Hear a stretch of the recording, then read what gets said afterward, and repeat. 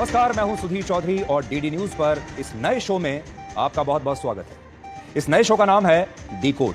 ये भारत के दिल को समझने की एक यात्रा है। ये सिर्फ एक शो नहीं है, ये आपसे एक वादा है। हर खबर की गहराई में उतरने का वादा, कठिन खबरों को सुलझाने का वादा और उन कहानियों को आपके सामने लाने का वादा जो हमारे देश की आत्मा को गढ़ती है। हमारे किसानों के खेतों से लेकर युवाओं के सपनों तक, हमारे जवानों की कुर्बानियों से लेकर नए भारत के सपने तक, हम सब कुछ आपके लिए डिकोड करेंगे। एक दौर था, एक जमाना था जब दूरदर्शन पर प्रसारित होने वाले समाचारों का इंतजार पूरा देश करता था और दूरदर्शन के समाचारों की सबसे बड़ी ताकत है उसका भरोसा और उसकी विश्वसनीयता। दूरदर्शन भारत के घर घर में इस तरह पहुंचा कि आज भी यह आपके परिवार का सबसे पुराना साथी है, सबसे पुराना सदस्य है। और अब मैं भी इस परिवार में शामिल हो रहा हूं। आपके मन में यह सवाल जरूर होगा कि हमने अपने इस नए शो का नाम डिकोड ही क्यों रखा। तो हर कहानी का एक सच होता है, हर सच की एक आवाज होती है और हर आवाज को एक मंच चाहिए। इस मंच से हम एक साथ सोचेंगे, एक साथ आगे बढ़ेंगे, क्योंकि भारत की कहानी आपकी कहानी है। और हमारा आपसे वादा है कि इस शो में डिकोड की गई खबरों की विश्वसनीयता पूरी होगी और उनका सबसे बड़ा विश्लेषण भी आपके लिए होगा। इसलिए आज से डीडी न्यूज के इस सफर में डिकोड के साथ अपनी यात्रा शुरू करने के लिए आप तैयार हो जाइए और मेरे साथ सच को डिकोड कीजिए और हम हर रोज आपके साथ खबरों को सुलझाएंगे। आज सबसे पहले हम आपको यह बताने वाले हैं कि पाकिस्तान के परमाणु हथियारों की निगरानी क्यों जरूरी है। आज भारत के रक्षा मंत्री राजनाथ सिंह ने कहा है कि पाकिस्तान के हाथों में परमाणु हथियार सुरक्षित नहीं है और उनकी अंतर्राष्ट्रीय निगरानी होनी चाहिए।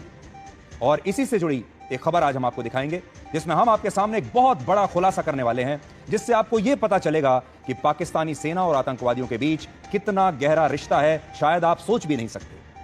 पाकिस्तानी सेना के प्रवक्ता लेफ्टिनेंट जनरल अहमद शरीफ चौधरी के पिता सुल्तान बशीरुद्दीन को संयुक्त राष्ट्र ने एक अंतर्राष्ट्रीय आतंकवादी घोषित किया हुआ है।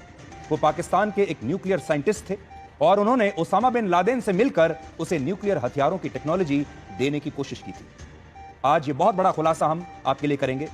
पाकिस्तानी सरकार का एक ऐसा अफसर जो लगातार टीवी पर आ रहा था, आपने भी उन्हें टीवी पर देखा होगा, और आज हम ये खुलासा आपके लिए कर रहे हैं। इसके बाद हम आपका परिचय भारत में बने उन हथियारों से करवाएंगे जिनकी वजह से हमें पाकिस्तान के ऊपर एक निर्णायक जीत इस बार मिली है। और आखिर में हम आपके लिए 1971 के युद्ध को डिकोड करेंगे और उस वक्त लिए गए कुछ फैसलों की एक विवेचना करेंगे। एक बहुत बड़ा सवाल अक्सर पूछा जाता है कि क्या उस समय पाकिस्तान जब भारत के सामने अपने घुटनों पर था, तो क्या भारत को उस समय पीओके वापस ले लेना चाहिए था। लेकिन आज की सबसे बड़ी खबर यह है कि भारत ने पाकिस्तान के परमाणु हथियारों को लेकर गहरी चिंता जताई है। ऑपरेशन सिंदूर के बाद रक्षा मंत्री राजनाथ सिंह आज पहली बार जम्मू कश्मीर पहुंचे, जहां उन्होंने यह कहा कि पाकिस्तान के परमाणु हथियार सुरक्षित नहीं हैं और इन हथियारों की अंतर्राष्ट्रीय निगरानी होनी चाहिए। मैं मानता हूं कि पाकिस्तान के एटमी हथियारों को IAEA international atomic energy agency की निगरानी में लिया जाना चाहिए। मैं ये कहना चाहूंगा और साफ तौर पर कहना चाहूंगा।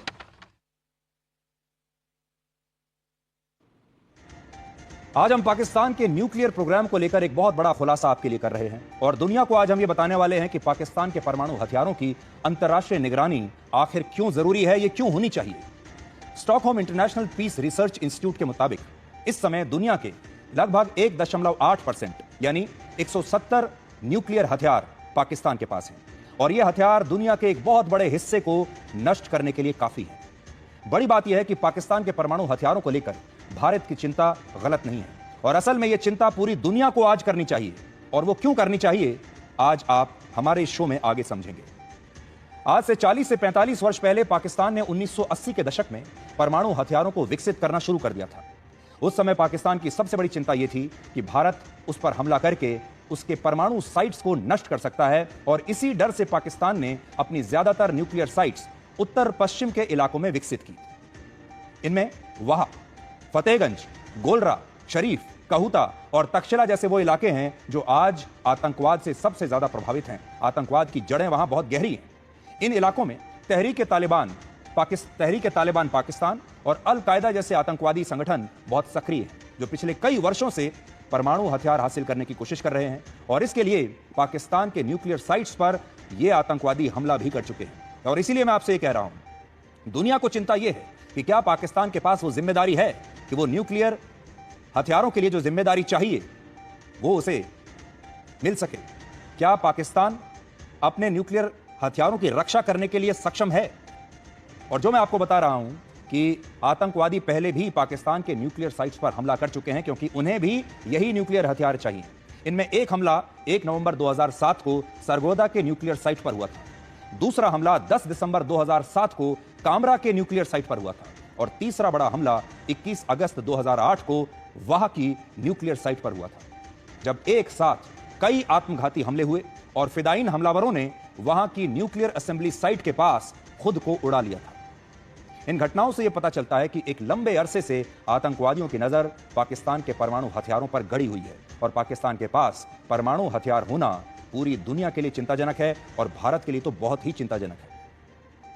यह बात हम इसलिए भी कह रहे हैं क्योंकि पाकिस्तान की सेना और वहां की ISI में ऐसे कई बड़े बड़े अफसर और अधिकारी हैं जिन पर आतंकवादियों को समर्थन देने का आरोप लगता रहा है, और यह आशंका भी पैदा होती है कि कहीं आतंकवादियों के यही समर्थक पाकिस्तान के न्यूक्लियर हथियारों या इन हथियारों को बनाने की टेक्नोलॉजी एक दिन आतंकवादियों तक ही ना पहुंचा दे। और यह बात आज हम हवा में नहीं कह रहे, बिना सबूतों के नहीं कह रहे हैं। पाकिस्तान के न्यूक्लियर प्रोग्राम के जनक अब्दुल कादिर खान थे, जिन्होंने बाद में न्यूक्लियर हथियार बनाने की यह टेक्नोलॉजी ईरान, उत्तर कोरिया और लीबिया को बेची थी। यह घटना बहुत बड़ी थी, इतनी बड़ी कि जिस साइंटिस्ट ने पाकिस्तान के लिए परमाणु हथियार बनाए उसी को न्यूक्लियर टेक्नोलॉजी बेचने के लिए पाकिस्तान में नजरबंद करना पड़ा। आज अगर उत्तर कोरिया के पास न्यूक्लियर हथियार हैं और ईरान भी न्यूक्लियर हथियार बनाने की कगार पर आज खड़ा है, तो इसका एक बहुत बड़ा कारण यह हो सकता है कि पाकिस्तान के एक वैज्ञानिक ने उन्हें इसके बारे में गोपनीय जानकारी दी होगी। यहां सवाल यही है कि जो पाकिस्तान एक बार न्यूक्लियर टेक्नोलॉजी बेच चुका है, इसे लीक कर चुका है, आज क्या गारंटी है कि वो दोबारा ऐसा नहीं करेगा और आतंकवादियों को उससे ये न्यूक्लियर हथियार नहीं मिलेंगे। अब आप ध्यान से इन तस्वीरों को देखिए। ये तस्वीरें पाकिस्तानी सेना के लेफ्टिनेंट जनरल अहमद शरीफ चौधरी की हैं, जो भारत और पाकिस्तान के हाल ही में हुए संघर्ष के दौरान हर दिन पाकिस्तान की मीडिया के सामने आते थे और ये बताते थे कि ये युद्ध कहां तक पहुंचा, पाकिस्तान क्या कार्रवाई कर रहा है। ये पाकिस्तानी सेना के प्रवक्ता के तौर पर सारी जानकारी दिया करते थे। और ये चेहरा आपने अक्सर टीवी पर देखा होगा हाल के दिनों में। आप इस चेहरे को पहचानते होंगे क्योंकि हर रोज आप इसे टीवी पर देखते थे। और आज आपको जानकर हैरानी होगी कि ये जो शख्स आपको दिख रहे हैं, लेफ्टिनेंट जनरल अहमद शरीफ चौधरी, इनके पिता Sultan Bashiruddin Mahmood Pakistan atomic energy commission में न्यूक्लियर साइंटिस्ट थे, और उन्होंने ही दुनिया के इतने बड़े आतंकवादी ओसामा बिन लादेन को न्यूक्लियर हथियारों से जुड़ी गोपनीय जानकारियां लीक की थी। और यह बात हम अपनी तरफ से नहीं कह रहे, बल्कि ये बातें संयुक्त राष्ट्र की सुरक्षा परिषद के एक रेजोल्यूशन में लिखी हैं। और आज उस रेजोल्यूशन की कॉपी मेरे पास भी है। यह कॉपी इस समय मेरे हाथ में है और इसमें क्या लिखा है मैं आपको बताता हूं। पाकिस्तान के न्यूक्लियर साइंटिस्ट सुल्तान बशीरुद्दीन महमूद सिर्फ वर्ष 2000 में अफगानिस्तान गए थे और वहां उन्होंने ओसामा बिन लादेन से मिलकर न्यूक्लियर हथियारों से जुड़ी जानकारियां उसे दी थी। इस समय तक लादेन ने अमेरिका में 9/11 का हमला नहीं किया था और ओसामा बिन लादेन परमाणु हथियार हासिल करने की कोशिश उस समय कर रहा था। लादेन से मुलाकात के बाद एक और बैठक हुई जिसमें ओसामा बिन लादेन के एक सहयोगी आतंकवादी ने सुल्तान बशीरुद्दीन से यह कहा कि उसके पास न्यूक्लियर हथियार बनाने का पूरा मटेरियल है और उन्हें बस इसे बनाने का सीक्रेट फॉर्मूला चाहिए, इसे बनाने की टेक्नोलॉजी चाहिए। और फिर वर्ष 2001 में तालिबान का संस्थापक और तालिबान की पहली सरकार के प्रमुख मुल्ला उमर ने भी सुल्तान बशीरुद्दीन से मुलाकात की और तालिबान भी उनसे न्यूक्लियर हथियार हासिल करना चाहता था। जो मेरे पास दस्तावेज है संयुक्त राष्ट्र का, उसमें देखिए क्या लिखा है। Mahmood Sultan Bashiruddin is a nuclear scientist who founded and served as a director of Ummah Tameer e now, जिसे UTN के नाम से जाना जाता है। आगे इसमें लिखा है, UTN provided Osama bin Laden and the Taliban with information about chemical, biological and nuclear weapons.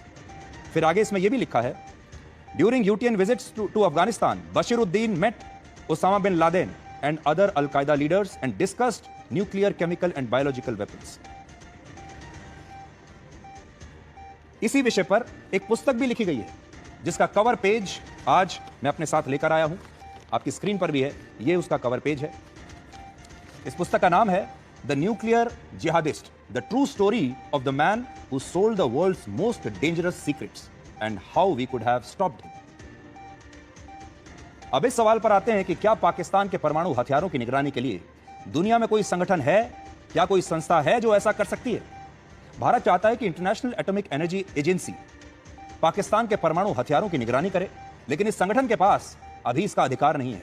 ये एजेंसी दुनिया के सभी देशों को शांतिपूर्वक परमाणु शक्ति का इस्तेमाल करने के लिए प्रेरित कर सकती है, लेकिन ये किसी देश के परमाणु हथियारों की निगरानी नहीं कर सकती। हालांकि पाकिस्तान के मामले में दुनिया को एक नई व्यवस्था अगर आज नहीं तो कल बनानी ही पड़ेगी, जिसमें यह सुनिश्चित किया जा सके कि पाकिस्तान के परमाणु हथियार सुरक्षित हाथों में रहें और ये आतंकवादियों तक ना पहुंचे। अब हम आपको यह बताएंगे कि 22 अप्रैल के बाद भारत एक नए युग में कैसे प्रवेश कर चुका है। आजकल जब आप लोग सुबह सुबह सोकर उठते होंगे तो आपको इस नए युग का एहसास शायद होता भी होगा और आपको महसूस होता होगा कि इन 24 दिनों में भारत में बहुत कुछ बदल चुका है। इसलिए आज हम आपको भारत के इस न्यू नॉर्मल के बारे में बताएंगे। भारत में इस दौरान बहुत कुछ बदला है जिस पर शायद आपकी इससे पहले नजर नहीं गई होगी। चुपचाप काम हो रहा था, जिसके नतीजे अब आपको देखने को मिले हैं। यह बदलाव क्या है? इस नए युग में प्रवेश करने के बाद अब भारत पहलगाम जैसी घटनाओं पर सिर्फ कड़ी निंदा करके नहीं रह जाता, संयुक्त राष्ट्र और अमेरिका से शिकायतें नहीं करता और थका देने वाले लंबे लंबे इंक्वायरी कमीशन नहीं बैठाता। अब भारत सीधे, कड़े और बड़े फैसले लेता है। आपको महसूस होता होगा कि भारत में इस समय एक निर्णायक और मजबूत सरकार है जो लोगों की भावनाओं को भी समझती है और युद्ध की रणनीति बनाना भी अच्छी तरह से जानती है। यानी दिल और दिमाग दोनों से काम करती है और इस बार मोदी सरकार ने सेंटिमेंट्स और स्ट्रैटेजी दोनों पर काम किया। प्रधानमंत्री मोदी ने देश के 145 करोड़ लोगों के मन की बात को समझा, उनके खून के उबाल की गर्मी को महसूस किया और यह भी तय किया कि इस बार वो पाकिस्तान को इतनी आसानी से जाने नहीं देंगे और फिर इस हमले की स्ट्रैटेजी यानी रणनीति बनाई गई। ये सेंटिमेंट और स्ट्रैटेजी का वो फॉर्मूला है जो पहले के आतंकवादी हमलों के दौरान हमारे देश में दिखाई नहीं देता था। आपको याद होगा हमारे देश में न जाने कितने बड़े बड़े आतंकवादी हमले हुए हैं, लेकिन उस समय सरकारों ने शायद देश के लोगों की इस भावनाओं को समझा नहीं और ना ही इस पर एक्शन लेने की हिम्मत दिखाई।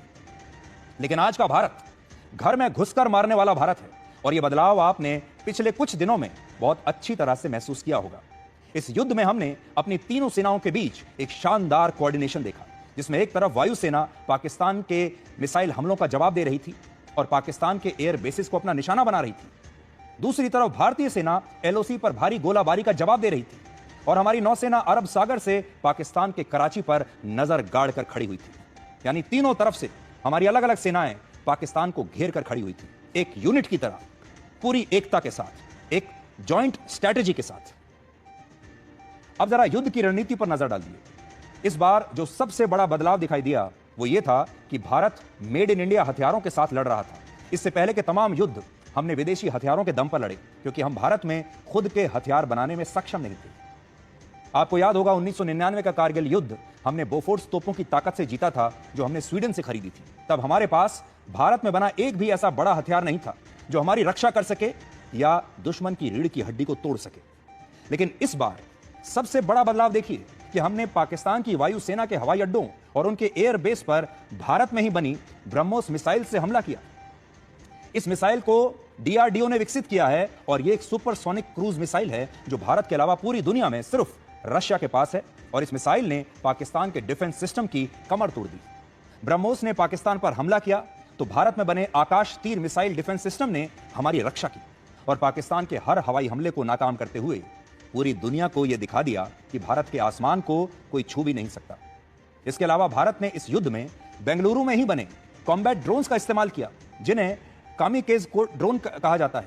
आज अगर आप एम्यूनिशन की बात करें तो एम्यूनिशन के मामले में भी भारत 88% मेड इन इंडिया असला और बारूद इस्तेमाल कर रहा है, जबकि आज से 11 साल पहले वर्ष 2014 में हम सिर्फ 32% मेड इन इंडिया असला और बारूद इस्तेमाल करते थे। पिछले 10 साल में भारत ने अपने एक बहुत बड़े रक्षा उद्योग को खड़ा कर लिया है, जिसमें डीआरडीओ, एचएएल, भारत डायनेमिक्स और इसरो जैसे सरकारी संस्थानों को इतना विकसित कर दिया गया है, इतना मजबूत बना दिया गया है कि आज हमारे ये सरकारी संस्थान दुनिया की बड़ी से बड़ी मल्टीनेशनल डिफेंस कंपनीज को कड़ी टक्कर दे सकते हैं। आप ये जानकर हैरान रह जाएंगे कि 2014 में भारत ने सिर्फ 1941 करोड़ रुपए के हथियार निर्यात किए थे, जबकि पिछले साल भारत ने 23,622 करोड़ रुपए के हथियार दूसरे देशों को बेचे हैं और यह अंतर पिछले 11 वर्षों में आया है। कैसे धीरे धीरे देश में बदलाव आता जाता है हम कई बार महसूस नहीं करते, लेकिन ये इस बार हमने महसूस किया। इस युद्ध में भारत ने अपने मेड इन इंडिया हथियारों का एक लाइव डेमो पूरी दुनिया को दिया है और दुनिया भारत के इस रियल टाइम डिफेंस एक्सपो पर तालियां बजा रही है। जब दुनिया के बड़े बड़े देश अपने हथियारों को बेचते हैं हथियारों के बाजार में, तो आपने देखा होगा उसकी एग्जीबिशंस लगाई जाती हैं, डिफेंस एक्सपो होते हैं, वहां पर उनका डेमो दिया जाता है। लेकिन भारत ने अपने मेड इन इंडिया हथियारों का ये जो डेमो दिया है, ये रियल कंडीशंस में दिया है और बाकायदा एक युद्ध में दिया है और पूरी दुनिया हैरान है और तालियां बजा रही है।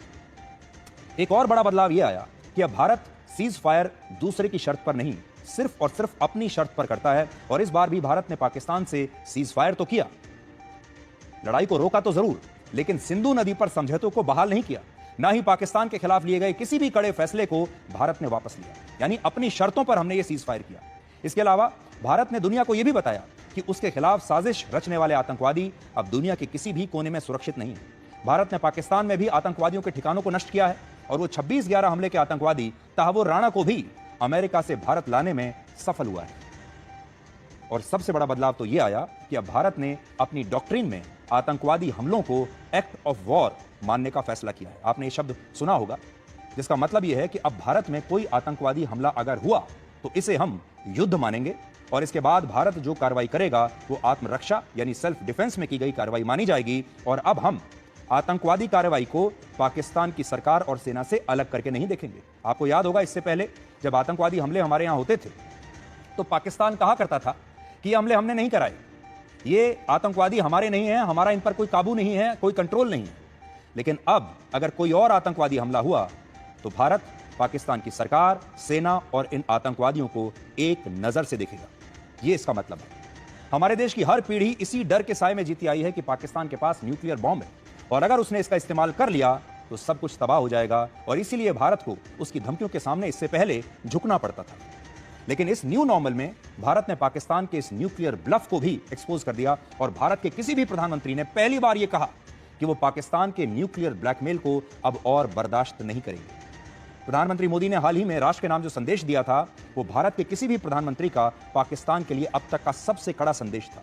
और प्रधानमंत्री मोदी का यह नया नॉर्मल है। उनका नया नॉर्मल यह है कि अगर पाकिस्तान से गोली चलेगी तो यहां से गोला चलेगा।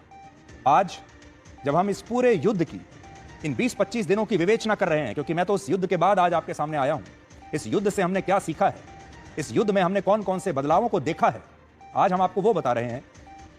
इसलिए आप समझिए कि इस दौरान क्या क्या हो चुका है। इस संघर्ष से यह भी पता चला कि जब देश में निर्णायक सरकार होती है तो वो देश का नेतृत्व किस मजबूती से करती है। हमारे देश के ज्यादातर लोग जब चुनाव में किसी पार्टी को वोट देते हैं तो यही देखते हैं कि उस पार्टी के पास मुफ्त की रेवड़ियां कितनी हैं, यह सोचकर वो वोट देते हैं। लेकिन इस युद्ध से लोगों को आज यह भी एहसास हुआ कि जिस सरकार को वो चुनाव में अपना वोट देकर चुनते हैं उसका मजबूत होना, उसका निर्णायक होना कितना जरूरी है। क्योंकि जब देश युद्ध की परिस्थितियों से गुजरता है तो देश के लोगों के भविष्य का फैसला उस सरकार के पास होता है, उस सरकार को लेना होता है। आज जरा कल्पना करके देखिए, अगर इन परिस्थितियों में हमारे देश में कोई कमजोर सरकार होती तो क्या होता। आखिर में आज हम आपसे बस ये कहना चाहेंगे कि युद्ध कोई बॉलीवुड की फिल्म नहीं है जिसमें मनोरंजन होगा, इमोशन होगा, एक्शन होगा और आखिर में आप जीत जाएंगे। युद्ध एक बहुत खतरनाक चीज है। युद्ध एक ऐसा दीमक है जो बड़े से बड़े देश को खोखला कर देता है और युद्ध को आखिरी हथियार के तौर पर ही इस्तेमाल करना चाहिए और भारत ने सीज फायर करके यह समझदारी दिखाई है। इस युद्ध के बाद भारत और पाकिस्तान आज कहां खड़े हैं यह भी तो आपको देखना चाहिए। आपने खबरें तो बहुत सारी सुनी होंगी, उनमें से बहुत सारी खबरें अपुष्ट हैं, उन पर विश्वास करना मुश्किल है। और जब युद्ध होता है तो इंफॉर्मेशन वॉरफेयर भी होता है, झूठी खबरें फैलाई जाती हैं, हर देश बड़े बड़े दावे करता है। पाकिस्तान ने हाल ही में कितने सारे झूठे दावे किए, हमारे देश के कुछ लोगों ने कुछ समय के लिए उन्हें मान भी लिया, लेकिन अब धीरे धीरे सच्चाई सामने आ रही है। इस हमले में पाकिस्तानी सेना के एयरबेस, रनवे और एयर डिफेंस सिस्टम को बहुत नुकसान पहुंचा है, जिसकी मरम्मत करने में ही पाकिस्तान को कम से कम 6 से 12 महीने का समय लगेगा। इस युद्ध की वजह से पाकिस्तान का विदेशी मुद्रा भंडार अब बहुत नीचे चला गया है और उसका कर्ज बहुत बढ़ गया है। पाकिस्तान की आर्थिक हालत अब इतनी बुरी है कि अब वो अपने नष्ट हो चुके फाइटर जेट्स की जगह नए एयरक्राफ्ट भी नहीं खरीद पाएगा, उसके पास इतना पैसा ही नहीं बचा। इस युद्ध के बाद भारत ने साबित कर दिया कि वो इस क्षेत्र में आसमान का राजा है। अब भारत को पीओके पर पाकिस्तान के साथ बातचीत करने में एक अपर हैंड मिलेगा, फायदा मिलेगा। भारत ने पूरी दुनिया के सामने पाकिस्तान के आतंकवादियों के अड्डों को एक्सपोज किया है। यह सब काम भारत ने किया है। और इस सब के बीच आज अमेरिका के राष्ट्रपति डोनाल्ड ट्रंप का एक नया बयान आया है, जिसमें वो ये कह रहे हैं कि भारत और पाकिस्तान के बीच युद्ध रुकवाने में उन्होंने मदद तो की थी, लेकिन वो ये नहीं कहेंगे कि उन्होंने ही ये युद्ध रुकवाया है। I don't want to say I did, but I sure as hell helped settle the problem between Pakistan and India last week, which was getting more and more hostile. And all of a sudden you'll start seeing missiles of a different type. And we got it settled. I hope I don't walk out of here and 2 days later find out that it's not settled, but I think it is settled. And we talked to them about trade. Let's do trade instead of do war. And Pakistan was very happy with that, and India was very happy with that. And तो राष्ट्रपति Trump कहते हैं कि युद्ध नहीं होना चाहिए, व्यापार होना चाहिए। व्यापार पर ध्यान दीजिए, ट्रेड पर ध्यान दीजिए, वॉर मत कीजिए। लेकिन आपने देखा होगा कि उनके बयान धीरे धीरे से अब बदलते जा रहे हैं। पहले उन्होंने कुछ और बयान दिया था, आज उससे थोड़ा सा अलग बयान दिया है। इससे पहले राष्ट्रपति ट्रंप ने कहा था कि उनकी सरकार ने भारत पाकिस्तान के बीच ये सीज फायर करवाया है, उन्होंने ही ये काम किया है। weeks. People said it would take 4 years, 5 years. I did it. We did it in 3 weeks. Just days ago, my administration successfully brokered a historic ceasefire to stop the escalating violence between India and Pakistan. And I used trade to a large extent to do it. I said, fellas, come on, let's make a deal. Let's do some trading. Bharat सरकार ने cease fire को द्विपक्षीय फैसला बताया था। भारत की सरकार ये कहती है कि ये मामला 2 देशों के बीच है और ये 2 देश ही उसे सुलझाएंगे और ये सीज फायर हम किसी तीसरे के कहने पर नहीं करेंगे। और राष्ट्रपति ट्रंप के दावों की पुष्टि भारत सरकार ने अभी तक नहीं की है, लेकिन अब उनके बयान भी थोड़े थोड़े बदल रहे हैं। इस युद्ध के बाद अब भारत ने भी ये बता दिया है कि उसने पाकिस्तान पर हमलों के लिए किन किन हथियारों का इस्तेमाल किया था। तो देखिए, जैसे जैसे समय बढ़ रहा है, इस युद्ध की नई नई डिटेल्स सामने आ रही हैं। और आज मैं आपको ये बताना चाहता हूं कि हमारे इस युद्ध में जो हमें जो जीत मिली है, इस जीत के कौन कौन से हथियार ऐसे थे जो हमारे वॉर हीरोज हैं, जिनकी वजह से हमें यह निर्णायक जीत मिली। जब पाकिस्तान ने भारत के अलग अलग शहरों पर और एयर बेसिस पर हमला किया, तब ये हमले एयर डिफेंस सिस्टम की मदद से हमने नाकाम कर दिए। इनमें 2 एयर डिफेंस सिस्टम्स हमने रशिया से खरीदे थे और एक air defence system made in India है और उसका नाम है आकाश तीर, जिसके 96% कंपोनेंट्स और टेक्नोलॉजी भारत में विकसित हुए। इससे यह पता चलता है कि भारत ने विदेशी और मेड इन इंडिया हथियारों से पाकिस्तान के हमलों को नाकाम किया, और ऐसा इसलिए हो पाया क्योंकि भारत के पास एक खास इंटीग्रेटेड नेटवर्क है, जिससे सारे हथियार, चाहे वो हमारे अपने हथियार हों, विदेशी हथियार हों, ये सारे हथियार एक दूसरे से कनेक्टेड रहते हैं, जुड़े रहते हैं। दुनिया के बहुत सारे देश इस इंटीग्रेटेड नेटवर्क को स्थापित करने की कोशिश कर चुके हैं, लेकिन उन्हें ज्यादा सफलता नहीं मिली। लेकिन भारत को इसमें कामयाबी मिली है और इसी के कारण हम विदेशी और मेड इन इंडिया हथियारों का इतना शानदार कॉम्बिनेशन बनाकर इनका इस्तेमाल कर पाए। और इनमें भी मेड इन इंडिया आकाश तीर की सटीकता ने पूरी दुनिया का ध्यान अपनी तरफ खींचा है, और हो सकता है कि भविष्य में कई देश भारत से इसी आकाश तीर को खरीदना चाहेंगे। वर्ष 2023 में रक्षा मंत्रालय ने भारत इलेक्ट्रॉनिक्स लिमिटेड के साथ 1982 करोड़ रुपए की एक डील की, जिसके तहत कुल 455 आकाश तीर एयर डिफेंस सिस्टम्स विकसित किए जाएंगे। और इस हिसाब से अगर आप देखें तो एक आकाश तीर के यूनिट की कीमत सिर्फ 4 करोड़ 30 लाख रुपए है, और यह इस श्रेणी के सबसे सस्ते और खतरनाक एयर डिफेंस सिस्टम्स में से एक होगा। यहां 2 और बातों को डिकोड करना जरूरी है। पहली बात, जिस सरकारी कंपनी भारत इलेक्ट्रॉनिक्स लिमिटेड ने आकाश तीर को विकसित किया, उसके शेयर्स में पिछले 1 हफ्ते में 12.5% की ऐतिहासिक वृद्धि हुई है। और दूसरा, आकाश तीर की कामयाबी से दुनिया में संस्कृत भाषा को भी एक मंच मिला है, क्योंकि आकाश शब्द जो है ये संस्कृत भाषा का शब्द है, और आज ये जो शब्द आकाश है पूरी दुनिया में गूंज रहा है। इस युद्ध को भारत के खतरनाक ड्रोन्स के लिए भी याद किया जाएगा। भारत ने अपने आधिकारिक बयान में यह कहा है कि उसने पाकिस्तान के खिलाफ कार्रवाई करने के लिए उन सुइसाइड ड्रोन्स का इस्तेमाल किया जिन्हें पूरी दुनिया कामिकोकेज ड्रोन्स के नाम से जानती है। ये स्विच ब्लेड ड्रोन्स होते हैं जो विस्फोटक से भरे हुए होते हैं और पहले से निर्धारित किए गए किसी भी टारगेट को नष्ट कर सकते हैं। आज बहुत सारे लोग ये भी जानना चाहते हैं कि क्या भविष्य के युद्ध सैनिकों की बजाय ड्रोन्स के बीच लड़े जाएंगे। आज जब कोई सैनिक किसी तोप या रॉकेट लॉन्चर से कोई बॉम्ब या मोर्टार दागता है तो उसे ऐसा करने में कम से कम 5 मिनट लगते हैं, जबकि ड्रोन से यही हमला करने में 90 सेकंड लगते हैं। और ड्रोन से किए गए हमलों में ना तो सैनिकों की जान को कोई जोखिम होता है और ये हमले काफी सटीक भी होते हैं। तो हो सकता है कि भविष्य के जो युद्ध हैं वो ड्रोन से लड़े जाएं। और भारत के लिए अच्छी खबर यहां यह है, अच्छी बात यह है कि हम इस बदलाव को शायद बाकी देशों से पहले समझ चुके हैं और वर्ष 2030 तक भारत की ड्रोन मार्केट लगभग 1 लाख करोड़ रुपए की हो जाएगी और पूरी दुनिया के लगभग 12% ड्रोन्स भारत में बनाए जाएंगे। और यह जानकारी जो मैं आपको दे रहा हूं, यह प्रेस इंफॉर्मेशन ब्यूरो की जानकारी है। इस युद्ध में भारत ने न सिर्फ अपने ड्रोन्स की ताकत दिखाई पूरी दुनिया को, बल्कि पाकिस्तान के ड्रोन्स को भी नष्ट किया। पाकिस्तान ने भारत पर हमला करने के लिए तुर्की के ड्रोन्स का इस्तेमाल किया, जिनमें एक ड्रोन का नाम है यीहा और दूसरे ड्रोन का नाम था सोनगार। इसके अलावा पाकिस्तान ने भारत के खिलाफ चीन की जो PL-15 मिसाइल इस्तेमाल की थी, क्योंकि आप जानते हैं भारत तो मेड इन इंडिया हथियारों से लड़ रहा था, लेकिन पाकिस्तान चीन में बने हथियारों से लड़ रहा था। पाकिस्तान के पास जो कुल मिलाकर हथियार हैं, उनमें से लगभग 80 से 82% हथियार चीन के हैं। और जो पाकिस्तान ने चीन में बनी PL-15 मिसाइल इस्तेमाल की हम पर हमला करने के लिए, उस मिसाइल को भी भारत ने मार गिराया और हमारी सेना के पास इसके सबूत हैं।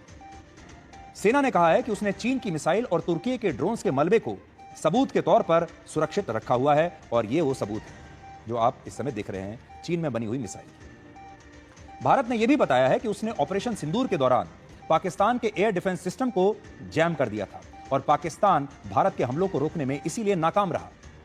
यह पाकिस्तान की हार तो है ही, लेकिन साथ ही यह चीन की भी एक शर्मिंदगी है, क्योंकि चीन के हथियारों से पाकिस्तान हमारा कुछ बिगाड़ नहीं पाया। असल में पाकिस्तान के पास चीन के 2 एयर डिफेंस सिस्टम हैं, जिनमें एक है HQ-9 और दूसरा है HQ-16 और भारत का कहना है कि उसने चीन के इन्हीं एयर डिफेंस सिस्टम्स को जैम कर दिया था, यानी इन्होंने कुछ समय के लिए काम करना बंद कर दिया। ये एक बहुत बड़ी खबर है, क्योंकि चीन अपने इन एयर डिफेंस सिस्टम्स को एक किले की तरह पेश करता है जिन्हें भेदा नहीं जा सकता, लेकिन भारत ने अपनी कार्रवाई से इन पर भी बड़े सवाल खड़े कर दिए हैं और ये वो मिसाइल डिफेंस सिस्टम हैं जिन्हें दुनिया के कई देश खरीद चुके हैं या खरीदने की योजना बना रहे हैं। और ये कोई सस्ते एयर डिफेंस सिस्टम नहीं है। पाकिस्तान ने HQ-16 को वर्ष 2017 में 5,000 करोड़ रुपए में खरीदा था और 2021 में HQ-9 को लगभग 8,000 करोड़ रुपए में खरीदा। और पाकिस्तान ने यही सोचा होगा कि चीन के ये एयर डिफेंस सिस्टम भारत के तमाम हवाई हमलों को नाकाम कर देंगे, लेकिन भारत की सेनाओं ने ये सारी गलतफहमियों को दूर कर दिया।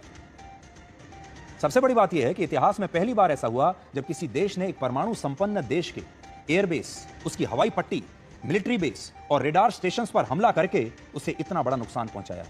इससे पहले किसी भी परमाणु संपन्न देश पर ऐसा हमला किसी और देश ने नहीं किया है। यह भी पहली बार हो रहा है। यहां आपको यह भी पता होना चाहिए कि हमने आपको अब तक जितनी भी बातें बताई, ये सारी बातें और जानकारियां भारत की सरकार और भारतीय सेना ने अपने आधिकारिक बयानों में कही है और इनमें से कुछ भी हवाई या सूत्रों के हवाले से नहीं है और इस विश्लेषण में 100% विश्वसनीयता है। आप इस पर पूरा यकीन कर सकते हैं। इस बार भारत ने पाकिस्तान के 12 से ज्यादा एयरबेस पर हमला किया और उसकी वायुसेना के 20% इंफ्रास्ट्रक्चर को नष्ट कर दिया। सरगोदा और भुलारी एयरबेस पर गोला बारूद के डिपो भी ध्वस्त कर दिए और इन्हीं एयरबेसेस पर पाकिस्तान के F-16 और JF-17 फाइटर जेट्स को भी नुकसान पहुंचाया। इसके अलावा इन हमलों में 50 से ज्यादा लोग मारे गए हैं, जिनमें पाकिस्तान की वायुसेना के स्क्वाड्रन लीडर उस्मान यूसुफ समेत 5 जवानों की मौत हुई है।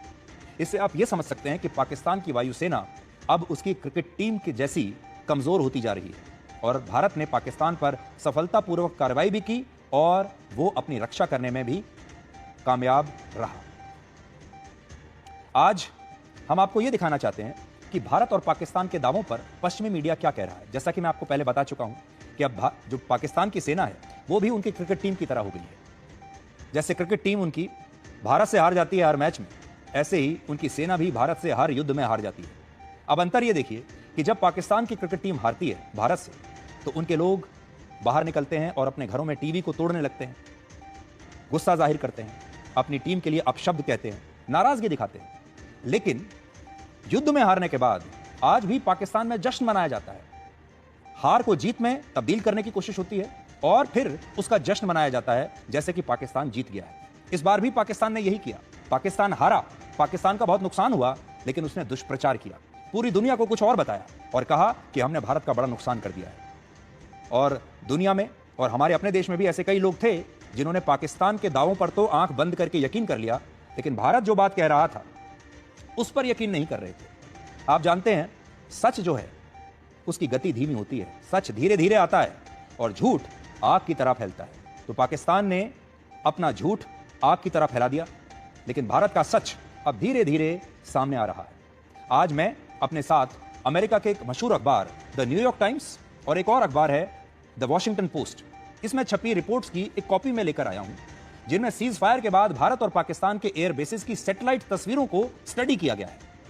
इसमें सबसे पहले यह लिखा है कि जब पाकिस्तान के एयर बेसिस की सैटेलाइट तस्वीरों को देखा गया तो उनसे यह पता चला कि इन हवाई अड्डों को वाकई में बहुत नुकसान पहुंचा है और भारत का यह दावा सही है कि उसने इन एयर बेसिस के इंफ्रास्ट्रक्चर को नुकसान पहुंचाया है, निशाना बनाया है। यह अमेरिका के 2 बड़े अखबार यह बात कह रहे हैं। दूसरा, जब इसी तरह से भारत के एयर बेसिस की सैटेलाइट तस्वीरों को दुनिया भर के एक्सपर्ट्स ने देखा तो यहां पाकिस्तान के हमलों के निशान नहीं मिले और पाकिस्तान के दावों की पुष्टि नहीं हो पाई। यानी जब सैटेलाइट तस्वीरों को स्टडी किया गया तो जो पाकिस्तान के एयरबेस थे उनमें नुकसान साफ दिखाई दे रहा है, लेकिन जब भारत के एयरबेस को स्टडी किया गया, उन सारे एयरबेसेस पर जिन पर पाकिस्तान ये दावा कर रहा था कि हमने उनको नुकसान पहुंचाया है, तो वहां नुकसान की तस्वीरें नहीं मिली। तीसरी बात, पश्चिमी मीडिया यह कह रहा है कि इस संघर्ष में स्पष्ट रूप से भारत को पाकिस्तान पर बढ़त मिली है। वॉशिंगटन पोस्ट ने अपनी रिपोर्ट में पाकिस्तान के Bholari airbase, Shahbaz airbase, Mushaf airbase, Sargodha airbase और पंजाब के रहीम यार खान एयरबेस पर एक बड़ा गड्ढा हो गया है, ऐसा कहा। और यह गड्ढा, बड़ा सा गड्ढा, सैटेलाइट तस्वीरों में साफ दिख रहा है। उन्होंने ये तस्वीरें जारी की हैं जो मैं आपको अभी दिखा रहा हूं। दूसरी तरफ पश्चिमी मीडिया ने भारत के उधमपुर एयरबेस की सैटेलाइट तस्वीरों को भी देखा, जिनमें कोई नुकसान नजर नहीं आ रहा। इससे आप समझ सकते हैं कि इस युद्ध में भारत की जीत के सबूत इतने पक्के हैं कि पश्चिमी मीडिया भी यही कह रहा है कि इसमें तो भारत ही आगे रहा है, भारत का हमला दिख रहा है, लेकिन पाकिस्तान के हमले के निशान कहीं दिख नहीं रहे। और यह वो विदेशी मीडिया है जो असल में भारत की आलोचना करने का एक भी मौका गंवाता नहीं है। लेकिन इस बार यह पश्चिमी मीडिया भी यही कह रहा है कि बात सही है कि भारत पाकिस्तान से इस बार पाकिस्तान पर बड़ा भारी पड़ा है। आज भारत के विदेश मंत्री एस जयशंकर ने भी कहा कि सैटेलाइट तस्वीरों ने पाकिस्तान को हुए नुकसान की पूरी पुष्टि कर दी है। On the morning of May 10th, and all of you have seen the today the satellite pictures which actually bring out very graphically how much damage we did. By the way, the satellite pictures also bring out how little damage they did. So these pictures I think will tell you what a hit they took, and the same people who are not willing to stand down on 7th May were willing to talk and stand down on the 10th of May. It is very clear who wanted the cessation of firing. तो वो तमाम लोग जिन्हें भारत के दावों पर यकीन नहीं हो रहा था और पाकिस्तान के दावों पर उन्हें यकीन हो रहा था, उन सबको ये सैटेलाइट तस्वीरें बहुत ध्यान से देख लेनी चाहिए। पाकिस्तान पर दुनिया भरोसा क्यों नहीं करती, उसे आज आप एक और उदाहरण से समझिए। पाकिस्तान के प्रधानमंत्री शहबाज शरीफ ने प्रधानमंत्री मोदी की नकल करते हुए 14 मई को सियालकोट एयरबेस का दौरा किया था, जहां उनके पीछे एक बैनर लगा हुआ था और इस बैनर पर उनकी फतह मिसाइल की एक तस्वीर छपी हुई थी। यह फतह मिसाइल वही है जिसे भारत ने मार गिराया था और हमारे पास उसकी तस्वीरें भी हैं। यानी जिस S-400 को पाकिस्तान ने नष्ट करने का दावा किया था, उसे तो साक्षात प्रधानमंत्री मोदी ने पूरी दुनिया को दिखा दिया। जब प्रधानमंत्री मोदी गए थे आदमपुर के एयरबेस में, उनकी तस्वीर में S-400 शानदार तरीके से उनके पीछे दिखाई दे रहा है। यह वो S-400 है जिसे पाकिस्तान कहता था कि हमने नष्ट कर दिया। लेकिन जिस मिसाइल को भारत ने नष्ट किया, उसे शहबाज शरीफ अपने पीछे एक पोस्टर में दिखा रहे हैं। और यही है भारत और पाकिस्तान के बीच एक बड़ा अंतर। भारत सरकार ने यह साफ कह दिया है कि सिंधु जल संधि का स्थगन अभी जारी रहेगा। आपको याद होगा कि पाकिस्तान को इस बात का एहसास है और पाकिस्तान ने चिट्ठी लिखी है, भारत से यह आग्रह किया है कि वो सिंधु जल संधि को दोबारा से लागू कर दे, क्योंकि उन्हें पानी की आवश्यकता है। लेकिन भारत माना नहीं। आप भी सोचते होंगे कि यह सिंधु जल समझौता ऐसा क्या है जिसके लिए पाकिस्तान इतना आतुर है। तो आज इसी समझौते को बहुत जल्दी से आपके लिए डिकोड करते हैं, आपकी जानकारी बढ़ेगी। पाकिस्तान ने इंडस वाटर ट्रीटी को बहाल करने के लिए भारत सरकार को एक चिट्ठी लिखी और इस फैसले पर भारत से पुनर्विचार करने के लिए आग्रह किया, जबकि प्रधानमंत्री मोदी ये साफ साफ कह चुके हैं कि खून और पानी साथ साथ नहीं बह सकता। आज विदेश मंत्री एस जयशंकर ने भी यही बात दोहराई कि जब तक पाकिस्तान आतंकवाद को समर्थन जारी रहेगा, तब तक हम उसे पानी नहीं देंगे। The Indus Waters Treaty is held in abeyance and will be continued to be held in abeyance until cross-border terrorism by Pakistan is credibly and irrevocably stopped. Indus water treaty या हिंदी में कहें तो सिंधु नदी का जो समझौता है, यह जल बंटवारे का समझौता वर्ष 1960 में हुआ था। और इसके तहत पाकिस्तान को सिंधु, झेलम और चिनाब नदी का 80% पानी मिलता रहा है। लेकिन पाकिस्तान की अर्थव्यवस्था भी भारत की तरह कृषि पर निर्भर है। अगर पाकिस्तान को भारत से नदियों का पानी नहीं मिलेगा तो वहां खेती बहुत बड़े स्तर पर प्रभावित होगी, सिंचाई के लिए पानी नहीं बचेगा और इससे पाकिस्तान में पैदा होने वाली गेहूं, चावल, गन्ना और कपास की फसलें खराब होने लगेंगी, नष्ट हो जाएंगी। और आप तो जानते ही होंगे कि पाकिस्तान में पहले ही आटे के लिए कितनी लंबी लंबी लाइनें लग चुकी हैं। इसके अलावा यह समझौता अगर बहाल नहीं हुआ तो पाकिस्तान में बिजली का संकट भी बहुत गहरा हो सकता है। इसलिए पाकिस्तान की बिजली के लिए और पाकिस्तान की खेती बाड़ी के लिए यह पानी बहुत आवश्यक है और यह पानी अब भारत ने बंद कर दिया है। ये एक नया हथियार है भारत का, जो भारत अब बिना कोई गोली चलाए, बिना कोई तीर चलाए पाकिस्तान के खिलाफ इस्तेमाल कर रहा है।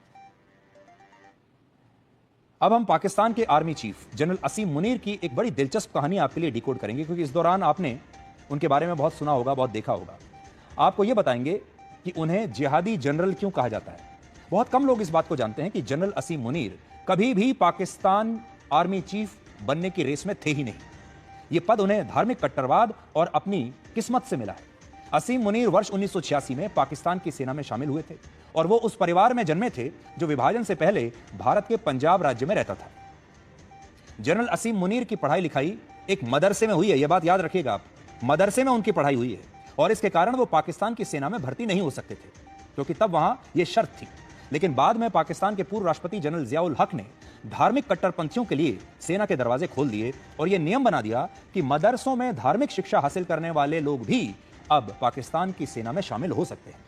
इसे सेना की जिया भर्ती भी कहते हैं और इसी जिया भर्ती के तहत जनरल असीम मुनीर पाकिस्तान की सेना में शामिल हो गए और बाद में वो पाकिस्तान के इतिहास के पहले ऐसे आर्मी जनरल बने जो हाफिज कुरान है।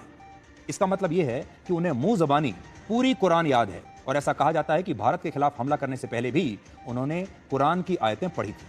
जिस तरह असीम मुनीर की सेना में भर्ती उनकी किस्मत से हुई, ठीक उसी तरह वो अपनी इसी किस्मत के बल पर आईएसआई के चीफ बन गए।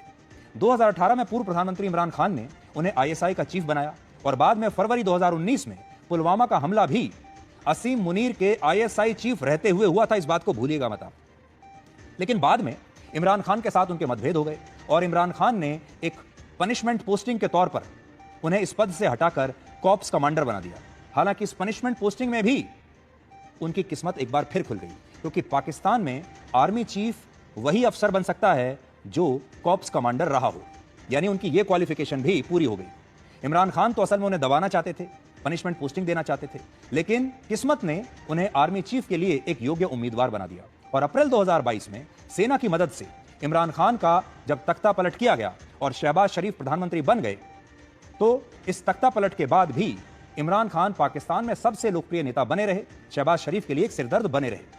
और ऐसा कहा जाता है कि उसी समय शहबाज शरीफ ने, ऐसा दावा है कि असीम मुनीर के साथ एक समझौता किया और यह कहा कि अगर वो इमरान खान को लंबे समय के लिए जेल में डालने में कुछ मदद कर दें तो वो उन्हें आर्मी चीफ बना देंगे एक इनाम के तौर पर। ऐसा वहां कहा जाता है, ऐसे वहां दावे किए जाते हैं और घटनाक्रम अगर आप देखें तो उससे ऐसा लगता भी है। जनरल असीम मुनीर के लिए यह काम बड़ा आसान था, क्योंकि वर्ष 2019 में जब इमरान खान से उनका विवाद हुआ तब वो उनकी पत्नी बुशरा बीबी के खिलाफ भ्रष्टाचार के मामलों में जांच करना चाहते थे। असीम मुनीर जब इसके लिए तैयार हो गए तो शहबाज शरीफ ने उनकी रिटायरमेंट से सिर्फ 3 दिन पहले उन्हें आर्मी चीफ बना दिया। तो सोचिए, ये गौर करने की बात है, रिटायर होने वाला अफसर जिसकी 3 दिन के बाद रिटायरमेंट है, वो अचानक से पाकिस्तान का आर्मी चीफ बन गया। और इसी के बाद 2023 में इमरान खान की गिरफ्तारी हुई और तब से लेकर अब तक इमरान खान पाकिस्तान की जेल में है। लेकिन अगर आप देखें हाल के दिनों को, जनरल असीम मुनीर की किस्मत जैसे जैसे चमकती गई वैसे वैसे पाकिस्तान की किस्मत फीकी होती चली गई। और यहां आपके मन में यह सवाल भी जरूर होगा कि आजकल इमरान खान हैं कहां।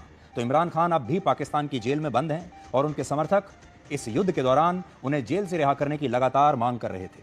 उनके समर्थकों को लग रहा था कि इस युद्ध में अगर पाकिस्तान की कमर टूट जाए, पाकिस्तान की सरकार और कमजोर हो जाए, पाकिस्तान की सेना कमजोर हो जाए, तो इस पूरा मौके का फायदा उठाकर इमरान खान को जेल से रिहा करवा लें। लेकिन यह हो नहीं पाया। और अब हम वर्ष 1971 के युद्ध के फैसलों को आज आपके लिए थोड़ा डिकोड करेंगे। 16 दिसंबर 1971 को जब पूर्वी पाकिस्तान में पाकिस्तान की सेना ने सरेंडर किया था, तब भारत बड़ी मजबूत स्थिति में था। आपने देखा होगा आजकल विपक्ष के कुछ नेता इंदिरा गांधी को बहुत ट्रेंड करा रहे हैं, वो कहते हैं कि इंदिरा गांधी ने जिस मजबूती से 1971 में भारत का नेतृत्व किया था वो काबिले तारीफ है। ये बात सही भी है, ये इसमें कोई शक नहीं। लेकिन आज हम उस समय लिए गए कुछ फैसलों की एक विवेचना करना चाहते हैं। भारत ने पाकिस्तान के 93,000 सैनिकों को बंदी बनाया था। पूर्वी पाकिस्तान के 1,48,000 वर्ग किलोमीटर के क्षेत्रफल पर कब्जा कर लिया था, जो बाद में अलग देश जिसका नाम है बांग्लादेश ये बना। और भारत ने मौजूदा पाकिस्तान में भी 14,500 वर्ग किलोमीटर के इलाके पर कब्जा कर लिया था। और ये एक ऐसी स्थिति थी जिसमें भारत पाकिस्तान से काफी कुछ हासिल कर सकता था, पाकिस्तान से अपनी सारी शर्तें मनवा सकता था। हम पाकिस्तान के युद्धबंदियों को रिहा करने के बदले में उस समय शायद पाकिस्तान ऑक्यूपाइड कश्मीर यानी पीओके को आजाद कराकर जम्मू कश्मीर में शामिल कर सकते थे। ये बड़ा शानदार मौका आया था, लेकिन हम ऐसा कर नहीं पाए। उस समय पूरा फोकस जो हमारा था वो बांग्लादेश को बनाने का और बांग्लादेश के संस्थापक और पूर्व प्रधानमंत्री शेख हसीना के पिता शेख मुजीबुर रहमान को पाकिस्तान की जेल से रिहा कराने पर हमारा पूरा फोकस था। तो हमने अपनी शर्तें कम रखी और बांग्लादेश को लेकर शायद हमारा फोकस ज्यादा था। हमने बांग्लादेश भी बनवा दिया और मुजीबुर रहमान की रिहाई भी करा दी। इस रिहाई के बाद अगस्त 1972 में भारत और पाकिस्तान के बीच एक समझौता हुआ जिसे हम शिमला समझौता कहते हैं, और बाद में पाकिस्तान ने इसे एक मजाक बनाकर रख दिया। सबसे बड़ी बात यह कि 1971 और आज की परिस्थितियों में जमीन आसमान का अंतर है। अगर कोई तुलना भी करना चाहे तो बहुत अंतर है स्थितियों में। 1971 में पाकिस्तान के पास परमाणु हथियार नहीं थे। उस समय सोवियत संघ भी खुलकर भारत के पीछे खड़ा था, जो आज के रशिया की तुलना में कहीं ज्यादा मजबूत था। और सोवियत संघ में उस समय 15 देश थे।